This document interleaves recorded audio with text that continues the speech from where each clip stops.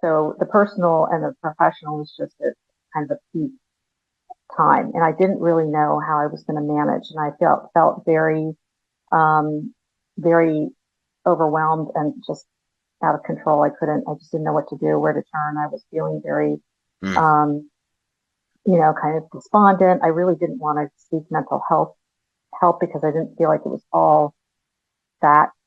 I didn't feel like mental health was the whole problem. right.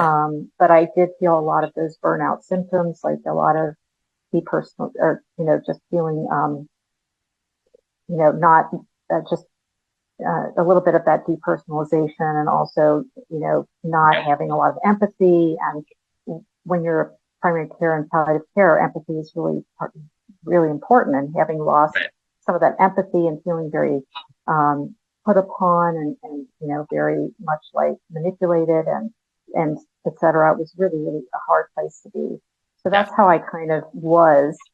And I didn't really know what to do. I was really kind of lost. And I was frustrated because I knew that burnout was a huge problem. My husband had been the um, president of the medical staff where he was working in a different hospital, and they were working on a lot on physician wellness and burnout. But seemingly none of this was helping me. Nothing was available. I felt really like I had no place to turn. I felt like I was really out Got it. there in the wind, and I'm in this large organization. I had 11 partners, and nobody wanted to really talk about anything. I felt really like I didn't talk to anybody. I felt like I didn't know where to turn. I wasn't really sure what I was going to do. I was really lost and felt like I didn't want to quit, Yes. but I felt like Yes. I wasn't really doing my best job. I wasn't really paying close enough attention to things. And it was really very, distressing, very distressing. Yeah. And you used words that a lot of physicians share with us, kind of frustrated, overwhelmed, not sure where to turn next. And for you, that next turning point was coaching. And so, Mm-hmm. how did you find out about, my mom and MD can help? What were your thoughts going into the process? And what were some maybe doubts and fears that you had going into it? What made you say yes, anyways? It was one of those things where, I'm going to call, am I not going to call? And I was feeling pretty anxious Yeah. about it, right? I was very anxious. And, I finally made the leap and called. And it was, your mom was incredibly welcoming and non-judgmental.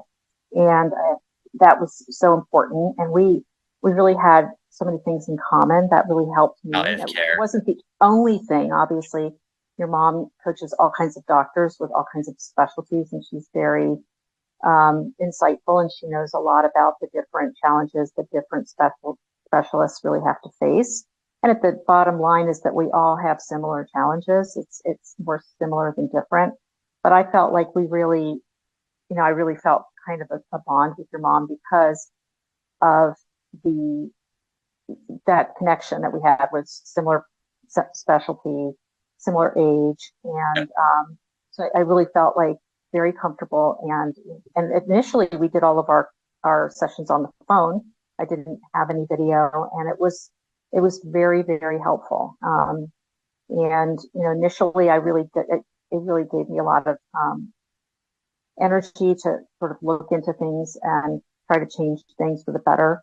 Um, I was not always the most compliant with the action steps, which is a challenge. It is a challenge, but it can really help. And I think, Gail really makes it easy to come up with things to help. She's very open to working and kind of shared planning, and she is also very good about being a little bit forceful, but not terribly forceful, to be able Yep. to really encourage me to get out of my sort of rut. Yep. And it was been very, very, it was very, very helpful. Initially, I was really not know I just didn't know how to face uh, kind of what I was going to do with my career in palliative care. That was my biggest challenge. I think the primary care was a problem, and still a lot of the challenges that we all face with feeling like we're overwhelmed, can't get our notes done, things like that. All of that was also an issue. But because of my level of burnout, I was also not really, pushing myself to do my work as I should have. So I think Gail was very helpful in making that happen Definitely. and making me to make that happen. Really, she really worked with me and continues to work with me because, for me, it's an ongoing struggle. Yep. Um, so I know you're still working with my mom and you're Mhm. actually her longest standing client, which is amazing. Um, in terms of kind of a comparison to that initial place you were in, where you're at now, what are you able to do that you couldn't do before? And then you kind of touched on, your family. What positive impact has, your growth in these areas had on the people around you? One of the things that sort of I think really helped coaching has helped is to help me to continue to be able to maintain my work, not prematurely retire, which I think would have been one of the risks that I would have taken.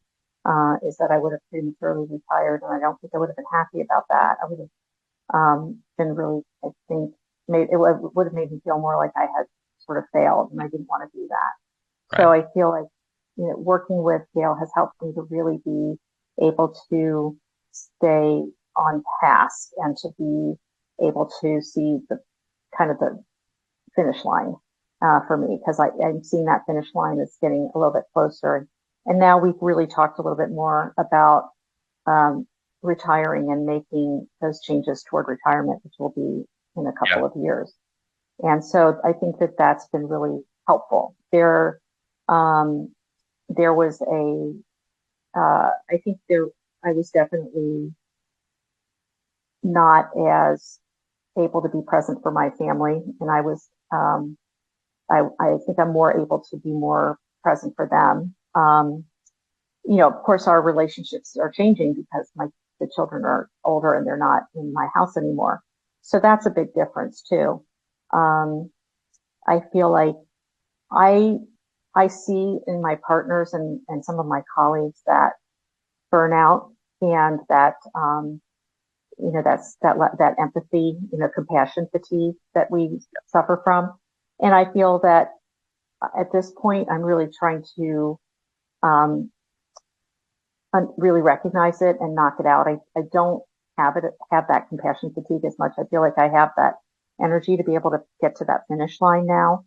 Whereas I think there are times, and even in the past few years, there have been times where I still felt like I really needed that support. I had some changes I wanted to make in my palliative care practice. There were some very negative things that happened to me in the previous couple of years regarding some colleagues and other things. And, Yep. your mom was there to help me. And if I hadn't had that, it would have really been very difficult through the pandemic, all of these other stresses. So, those few years during the pandemic were also highly stressful. And having had that opportunity to work with Gail to sort of keep me on task, to keep me with, looking at the positive, trying to change those scripts in my head so that I'm looking at all of the good that I am doing, all of the good work that I'm doing, all of the people that I've helped, everybody that benefits from my care, makes it easier for me to get up and go to work every day Yeah. and not feel resentment about doing my parts or doing whatever work I have to do. Um, and I think if I were in a situation now, if I had that situation that I was in when I started with Gail, and if I had not had Gail to help me, I don't know where I would be right now, to be honest. Wow. Um, for me, she's been really just a lifesaver in that regard. Wow. Um, it's really been important for me. And now I sort of feel like I have maintenance with Gail. I have sessions infrequently, but it's just enough to keep me on task so that I can continue to do Definitely. that work that I need to do to stay positive and to stay focused and not to let it get to me and not to let the day to day things in medicine get me down. And